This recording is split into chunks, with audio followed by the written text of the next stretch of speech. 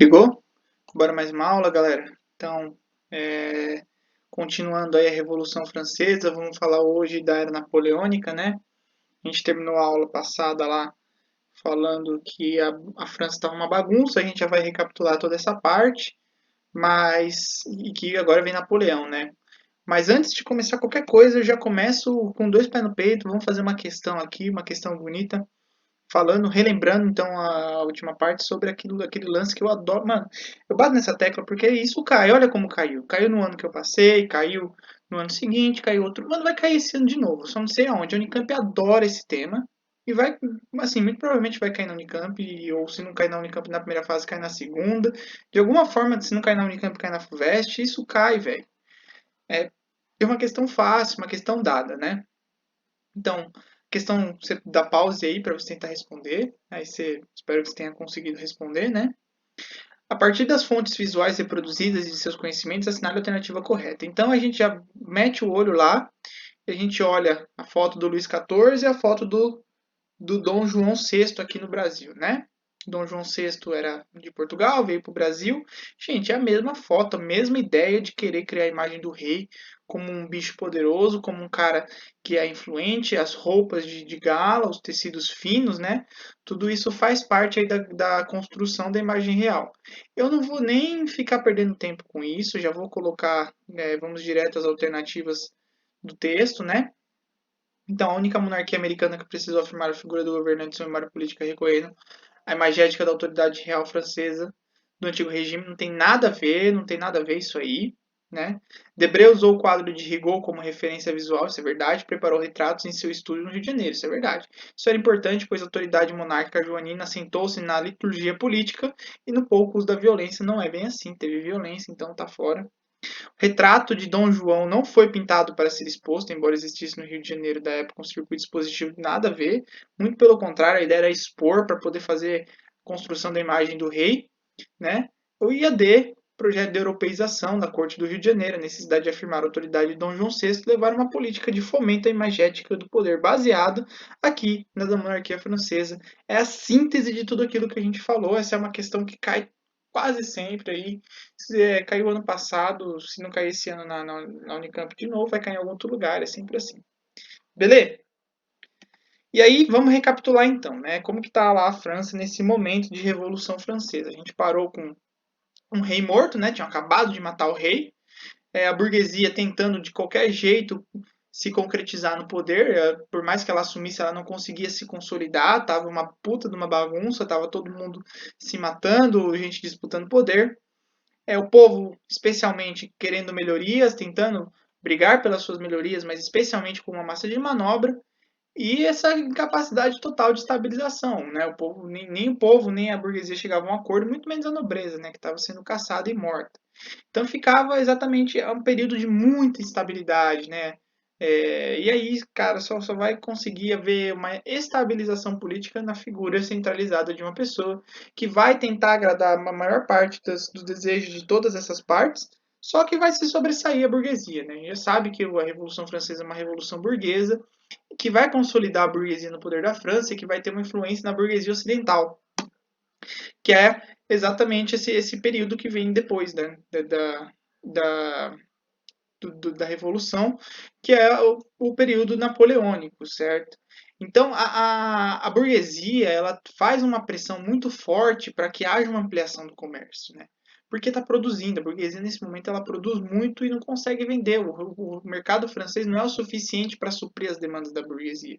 Com essa desculpa, a burguesia ela coloca na cabeça das pessoas, né? A França entende que a ampliação das fronteiras é uma forma de segurança nacional e a burguesia está super interessada na expansão dessas fronteiras para ter para quem vender, né?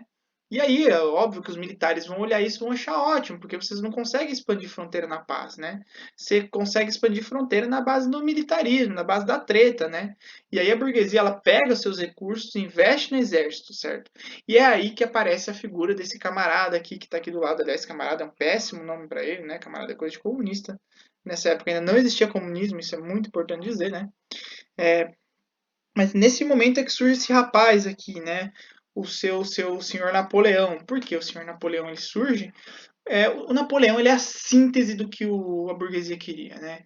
Ele é o cara, é o self-made man, né? Napoleão é um cara que nasceu pobre, é um cara que ele não tinha bens, ele não tinha posses, e ele foi através do trabalho e do enriquecimento pessoal, né? Através da sua própria capacidade estratégica, ele foi ascendendo, né, dentro do exército até chegar ao posto maior de general, né? Ele fez algumas expedições na Itália, conseguiu expandir as fronteiras. No Egito, no norte da África, ele também ganhou notoriedade por conseguir ampliar ou consolidar e segurar a influência francesa na região. E por conta disso, Napoleão ele foi ganhando muita notoriedade dentro do exército francês, foi ganhando destaque. E quando a burguesia ela olha esse cara, ele é a imagem de tudo aquilo que eles querem pregar, porque esse cara ele não ganhou esse cargo na base da indicação política ou na base de um rei. Ele ganhou através da capacidade própria. E é isso que a burguesia coloca na cabeça das pessoas, né? Você só vai ser alguém na vida se você trabalhar e se você ganhar muito dinheiro. É um bagulho muito louco. Tá presente aqui na Revolução Francesa e vai estar presente no nosso dia a dia. Por isso que é importante a gente entender exatamente esse momento. Porque é nesse momento de Revolução Burguesa que esse pensamento começa a se consolidar no mundo. E a gente está vivendo isso hoje em dia, né? Você está trabalhando, você está estudando pra caceta para conseguir alcançar um sonho que você tem. E não é para ser assim, necessariamente, né? Alguém desde pequeno vem falando que é e você está aceitando. Essa que é a verdade, né?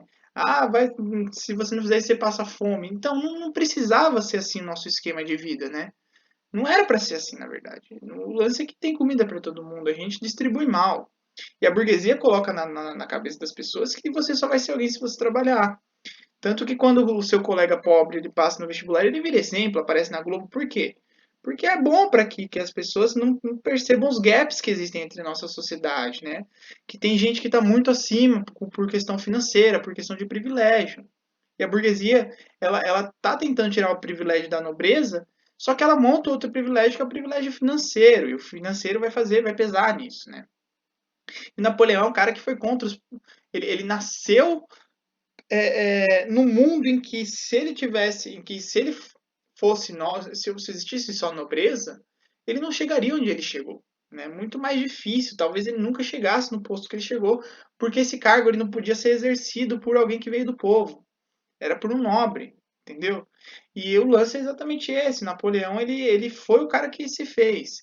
E aí é ótimo que esse cara vire a imagem da revolução. E a burguesia olha e se vai e ela entende isso na veia. É venal esse pensamento. E aí o Napoleão ele vira o símbolo da revolução. E quando acontece o golpe do 18 do Brumário, ele toma o poder. O que a burguesia não esperava era que ele fosse virar um ditador, né? Que é exatamente isso que acontece. Ele toma o poder e ele cria uma ditadura do exército, em que ele é a figura principal do exército, ele é o maior general do exército, ele é o posto máximo do exército, né?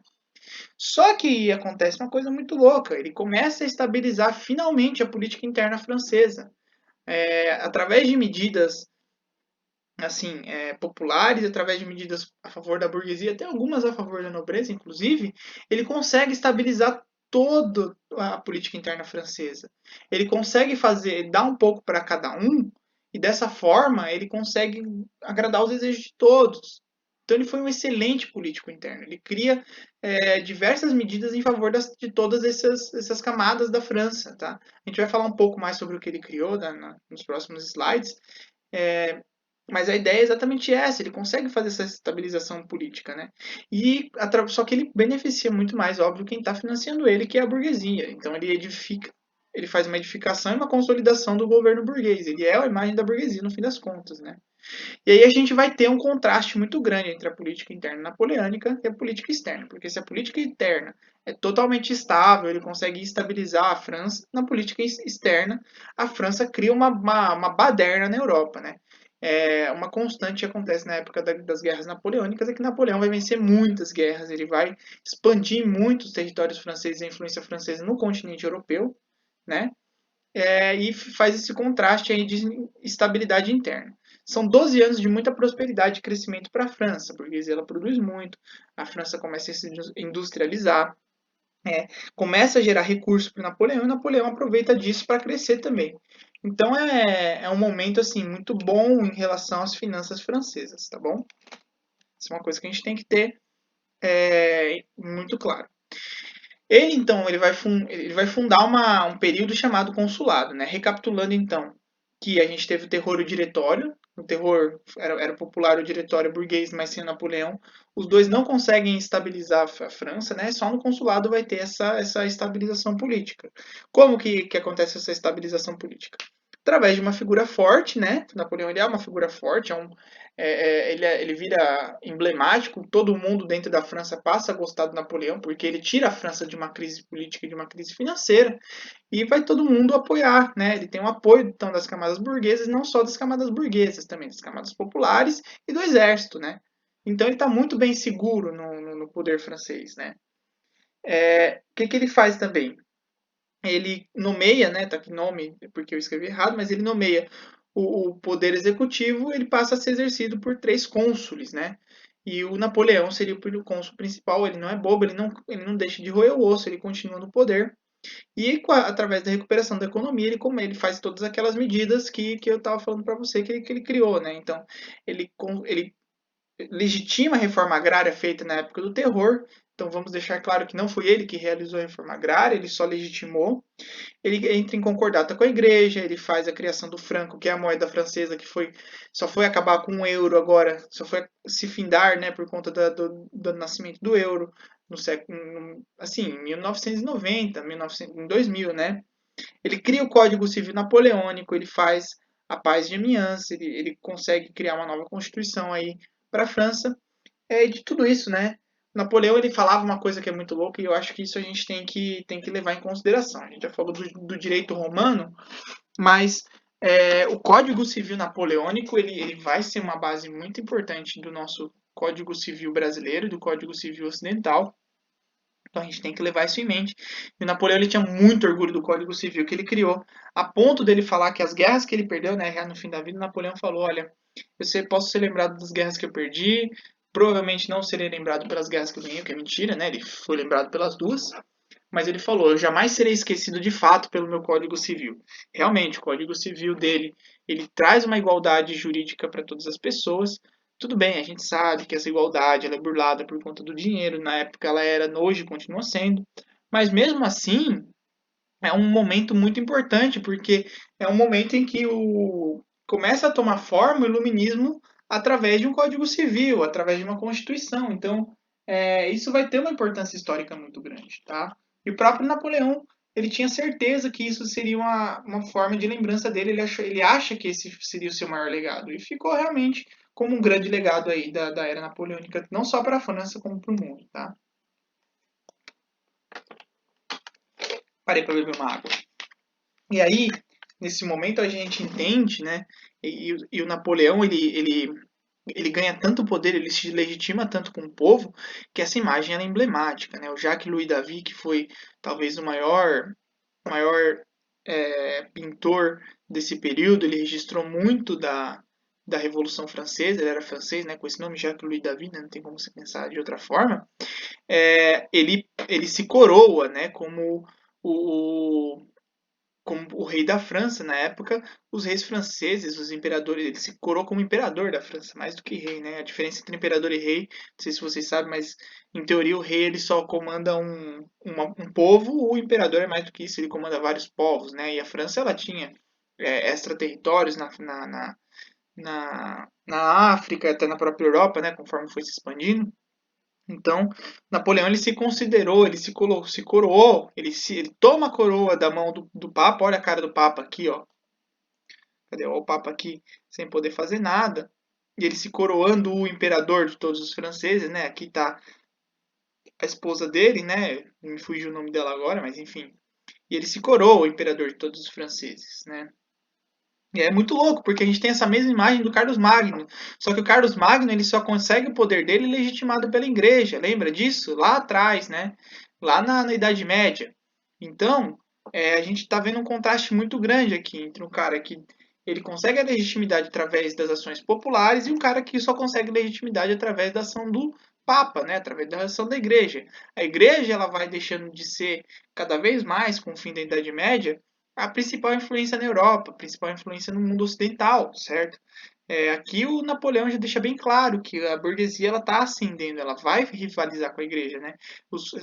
cada vez mais a Revolução Francesa ela vai deixando claro que esse é o fim dos privilégios, né, medievais. Né? A gente está começando a consolidar o pensamento burguês que a gente tem até hoje, por sinal. Né?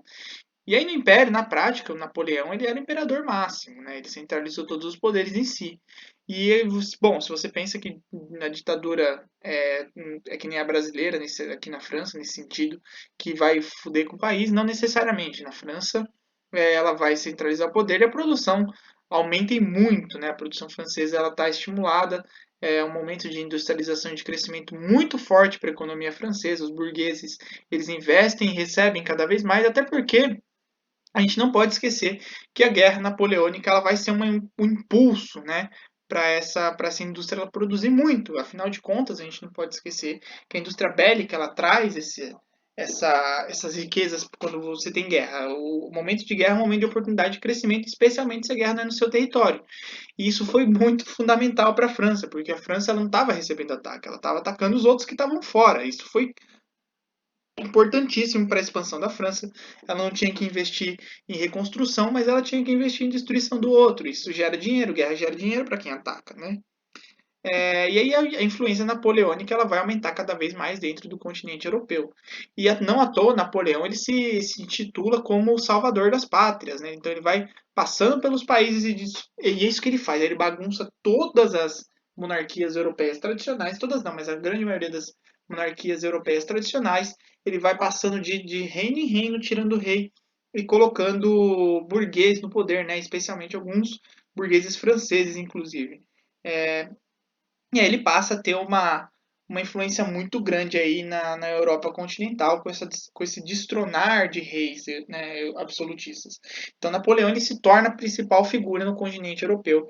Né? A Inglaterra, obviamente, ela vai ficar muito desgostosa com isso, especialmente que a Inglaterra está fazendo quase a mesma coisa, só que nas suas ilhas. Né? Eles fazem essa expansão extramarina nesse momento que a Inglaterra está ganhando os mares. Né? Tanto que quando o Napoleão ele entra em conflito com a Inglaterra, ele não é bobo, ele perde guerras para a Inglaterra, por exemplo, a Batalha de Trafalgar, né, que é super lembrada aí nos mares, né? A Inglaterra nos mares era imbatível, não tinha como combater a Inglaterra nos mares nessa época. E aí, só que ao contrário também era válido em terra era impossível bater os franceses, então ficava essa rixa, porque a Inglaterra era uma ilha, né? Os franceses precisavam alcançar a Inglaterra de alguma forma, só que isso só era possível através do mar. Só que só através do mar, se eles invadissem a França, se os ingleses invadissem a França, o exército napoleônico ia dar uma peia. Então ficou bem essa guerra fria entre os dois, que não se atacaram diretamente no primeiro momento, né? É, e se atacaram não foi suficiente para o fiel da balança pender para um dos lados, né? Só que como duas e essa primeira isso é uma coisa que a gente tem que levar em consideração, tem que lembrar disso. Esse é o primeiro momento em que a gente está tendo duas potências industriais, né? A gente aqui já passou da revolução industrial. Então a França ela está industrializada, a Inglaterra ela está industrializada, né? Tudo bem, houve momentos em que a Inglaterra batalhou com a Holanda e tudo mais que a gente está falando, só que para o vestibular isso não importa tanto assim. Se importar, ele vai ser por alguma comparação, por exemplo, com as batalhas entre a indústria, entre uma nação industrializada francesa, que está em ascensão, e uma indústria inglesa que já tem 100 anos na frente, né? E que tá se consolidando cada vez mais como a maior do planeta. O que acontece? As mortes passam a ser em escala industrial, a produção passa a ser em escala industrial, é uma outra escala totalmente diferente de tudo aquilo que a gente já tinha visto antes. Vocês entendem? E para você quebrar a Inglaterra nessa época, não basta só você falar, você chegar lá e derrotar e descer a peia, até porque você não ia conseguir muito fácil, né? E aí a França passa a adotar medidas que são políticas, né? Agora a política é uma forma, a gente já passou de Maquiavel, a política ela é uma forma de guerra, ela pode dar ou tirar poder das pessoas, né? E aí a França vai tentar fazer bloqueio continental, todo o continente europeu, ela vai virar e vai falar, olha, quem comercializar com a Inglaterra agora é nosso inimigo.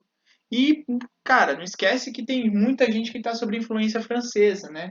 E esses países eles que estão em influência francesa, eles vão respeitar esse bloqueio continental, até porque eles não são loucos de irem contra o maior exército continental que tinha na Europa.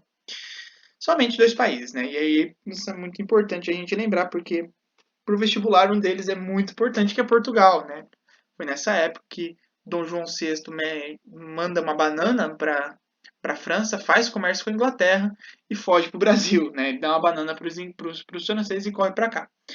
E aí gerou tudo aquilo, todo aquele processo que vocês estudam com o Tavinho, né? Que o Brasil virou a primeira capital europeia fora da Europa, Reino de Portugal e Algarves, Brasil, Portugal e Algarves, né? Um reino triplo. Isso tudo é importante, a gente não pode esquecer disso tudo. Só que eu tô aqui para ver o lado francês, né? O Napoleão ele respeitava muito Dom João VI. Ele fala, ele deixa isso escrito, né? Fala que Dom João VI, os russos eles comercializavam com a coroa britânica porque eles não tinham mais com quem comercializar, coitados, né? Então eles não tinham opção, eles comercializaram por falta de opção. O Dom João VI, não, Dom João VI ele foi cabra macho, de acordo com o Napoleão. Ele falou, esse cara aí, ele me desrespeitou e falou, vou seguir desrespeitando, não tô nem aí, né? Então, nesse sentido, ele tinha esse respeito por Dom João. Dom João fugiu, mas o Napoleão, ele não deixou barato com ele. Armou o general Junot, né? O general, inclusive, Maneta, tinha uma mão só, mandou o general Junot ele atravessar a Espanha e vir e conquistar Portugal. E Napoleão disse, né, num dos seus registros, que esse foi o maior erro estratégico de sua história, porque ele teve que quebrar o exército dele em dois, né, porque mais tarde a Rússia também vai abrir mão do bloqueio continental. Ele vai ter que quebrar o exército em dois, tentando tentando mandar em um país em que o povo não queria ser mandado pelos franceses. O povo queria a monarquia, né? Olha que muito louco. Os portugueses gostavam da monarquia. Os outros povos eles não tiveram a resistência que os portugueses tiveram. Os portugueses eles criavam milícias, olha que bizarro, para restituir monarquia, velho. É um negócio absurdo, um negócio muito louco, né? E o Napoleão ele fala, isso foi um erro estratégico, porque dispendiou, ele dividiu duas frentes, né, do seu exército, e ele dispendiou muito tempo colocando generais e pessoal estratégico em um país que não queria ser dominado. Então as próprias pessoas formavam um exército, uma milícia, era basicamente uma guerra de milícia. Qualquer hora dessas eu ensino a gente a fazer milícia, né? Não que eu saiba. E aí, a Rússia também vai desrespeitar. E aí, como eu disse, Portugal desrespeita por questões de afinidade política. Rússia não, a Rússia porque não tinha com quem comercializar de fato. E aí, Napoleão ele vai ter que invadir os dois países porque ele prometeu que ele invadiria os dois países de quem ele invadiria quem fizesse comércio com a Inglaterra. E ele vai lá invadir, ele invade a Rússia e invade Portugal, né? Ficou mais ou menos assim o mapa da Europa na época do Napoleão. Olha como ele mexeu em tudo, né? Então a gente vai ter isso aqui de fato como França. Ó, isso aqui é França, França. Isso aqui vai ser França, né? O que está em amarelo é reino independente, certo? Impérios independentes. E isso aqui é o que eu falei. Ele colocou gente ligada à França para ele conseguir, de certa forma, ter influência, né? Então a Noruega, a Dinamarca, aqui do Grão-Ducado de Varsóvia, a Prússia e o Império Austro-Húngaro, Confederação do Reino, Reino da Itália, o Reino de Nápoles e o Reino da Espanha. Eles acabaram ficando sob influência francesa, né? Aí Portugal, ó, como a França fez para chegar em Portugal, né? Teve que passar pela Espanha, que ele já conquistou, tal. E ele fala, né, que o maior erro foi invadir Portugal e tudo mais. E o Império Russo aqui, né? Então a Rússia ela vai mandar uma banana para a França e vai comercializar com a Inglaterra porque ela não tinha o que fazer, né?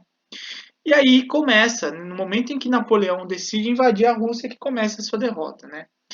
Primeiro porque a campanha na Rússia, ele já foi sabendo que não ia ser uma boa ideia, né? Tanto que ele pega e quando ele mobiliza 700 mil soldados, o maior exército por terra da época, com certeza era uma força muito grande a ser considerada. Quando Napoleão ele junta esses 700 mil soldados, ele vai pensando, mano, isso aqui pode dar muita bosta. Por isso que ele chamou 700 mil soldados, né? E a Rússia sabia que podia dar muita bosta. Eles não bateram de frente com Napoleão. Eles fizeram uma estratégia chamada em terra arrasada, né? Gente, o que é estratégia de terra arrasada? É o seguinte, pensa que o exército vem, você recua. O exército continua vindo, você recua. E conforme você vai recuando, você vai destruindo tudo que você tá para trás, né? Então você está voltando, você está recuando. O exército do Napoleão vindo, o pessoal fugindo para trás, indo para trás, indo para trás, indo para o meio do continente asiático, fugindo mesmo, não estava nem aí. Quando Napoleão ele chega em Moscou, ele vê uma Moscou, uma cidade totalmente incendiada. Mano, Moscou tava incendiado, não tava tudo saqueado, não tinha nada em Moscou, nada, nada. O povo tinha tudo fugido, não tinha nem gente em Moscou, nada. Pergunta, isso é uma estratégia de quem tá ganhando alguma coisa? Não é, né? Você não tá ganhando uma guerra e fala, puta, agora eu vou fazer uma terra arrasada aqui no meu país, vou destruir um monte de coisa aqui para o inimigo ficar confuso. Não, não é isso, né? A estratégia de terra arrasada é exatamente aquilo. Você olha e você fala, mano, não tem como eu ganhar. Só que eu vou perder e vou levar o meu inimigo junto. Porque conforme a França ia avançando, primeiro que o inverno russo vai começando a se instalar, e é muito difícil você manter um exército se você não tem suprimentos, né? Então os franceses eles contavam que eles fossem pegar suprimentos de volta conforme eles fossem invadindo as terras russas. Só que isso não aconteceu. Eles passavam pelas plantações de trigo e tava tudo queimado, velho. Não tinha como fazer pão. O pessoal morrendo de fome fazendo campanha, né? E o próprio inverno russo ele foi capaz de dizimar também. Então o general inverno, né, que os russos chamam, poxa, é um inverno muito rigoroso, né? E na França, por mais frio que seja, não é um frio extremamente constante, assim. Até a gente está falando de uma coisa de menos grau, com menos 2, 3 graus quando é o inverno francês, contra uma coisa de menos 18, menos 20, velho. Não tinha como a França ficar, como os franceses ficarem sem suprimentos no inverno desse.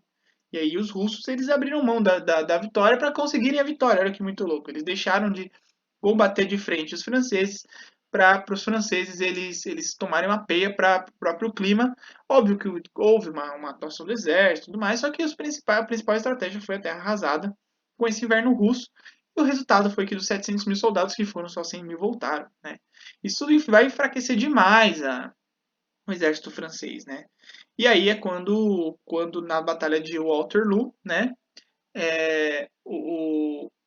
o próprio Duque de Wellington ele fala que o Napoleão foi mais formidável. O Waterloo não, desculpa, ainda não foi agora, né? O Waterloo é depois, é a última batalha do Napoleão.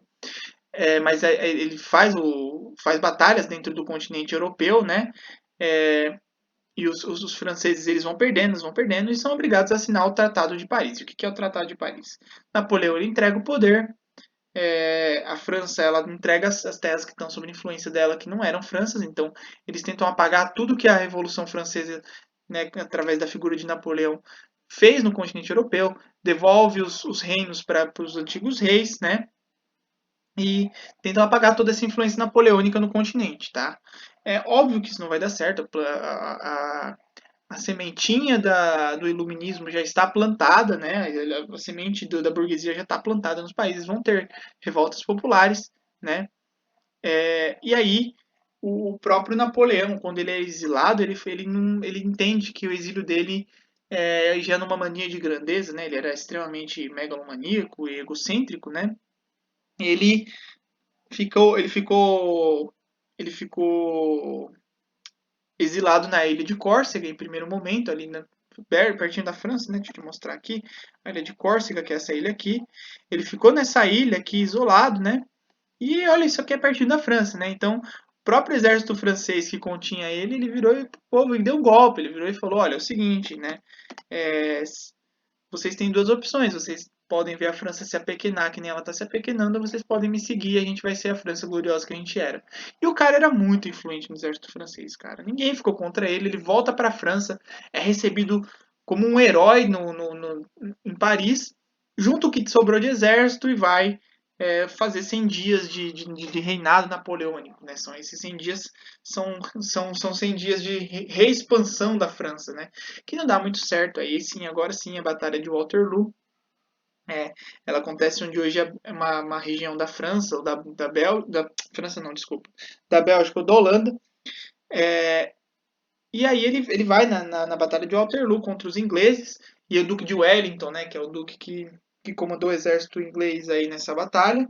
Ele fala que Napoleão foi o mais formidável dos generais de todos os tempos, que ele considera que realmente foi um general formidável, porque ele conseguiu, com essa quantidade de homens reduzidos, fazer frente a vários exércitos e tudo mais. Só que o fato é que em Waterloo a França perde, Napoleão perde. Dessa vez ele realmente é exilado de fato na ilha de Santa Helena, que é uma ilha no meio de nada, de porcaria nenhuma, longe pra cacete de tudo.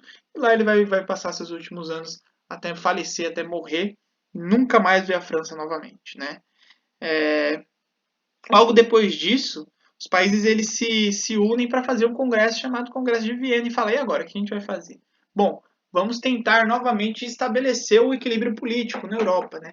E aí eu coloco esse Metternich, né? Que ele era um político austríaco, né? Que propõe essa ideia que vai ser o cabeça aí do Congresso de Viena, né? E baseado na ideia de legitimidade, equilíbrio europeu pré-Napoleão, ele tenta reinstaurar as monarquias, inclusive a monarquia pré-revolucionária, né? Então tenta colocar o Luís XVIII, que é um Bourbon, no poder da França. Eu só coloquei o Metternich aí porque às vezes aparece o nome dele no vestibular. Já você tem que fazer esse link aí, especialmente, né? Às vezes na geografia, inclusive, você pegar Metternich e colocar Congresso de Viena, assim, tá bom? É só para não falar que eu nunca falei desse cara. E aí a Inglaterra ela vai tomar essas posses francesas. Gente, a gente tem que entender que isso é, quem mais se beneficiou nessa história inteira foi a Inglaterra, né? Que saiu super forte, né? Tá cada vez mais forte, o maior país do mundo nessa época, não tem como você combater. E está exercendo uma influência sobre o continente europeu que ela nunca exerceu antes. Então aqui, a Revolução Francesa, olha que muito louco, ela acabou consolidando o poder inglês no mundo e na Europa também, a influência inglesa na Europa. É formada a Santa Aliança, né? Por vários países aí que vão tentar manter exatamente esse equilíbrio através dessa legitimidade, né, colocar os reis de volta. E aí, nesse momento, se cria uma instabilidade política na Europa, porque é o que eu falei. Você não pode matar uma ideia, né? Uma ideia ela não morre.